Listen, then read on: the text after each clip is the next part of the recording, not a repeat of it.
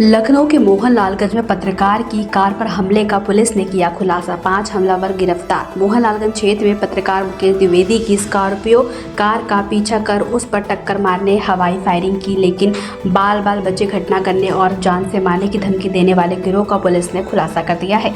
सिर्फ 48 घंटे में पुलिस ने 5 हमलावरों को गिरफ्तार कर तीनों वाहन बरामद कर लिए हैं। घटना बीते 13 नवंबर शाम 5:40 पर पत्रकार अपने परिचित हिमांशु रावत के साथ बीबीसी हाइट्स की ओर जा रहे थे कि तभी काली थार, सफ़ेद टाटा सफारी यूपी 32 HP 3108 और स्लेरियो कार सवार बदमाशों ने उसी गाड़ी को ओवरटेक कर बार बार टक्कर मारने का प्रयास किया। आरोपियों ने रास्ते में हवाई फायरिंग भी की और गाली गलौज करते हुए धमकाते हुए फरार हो गए।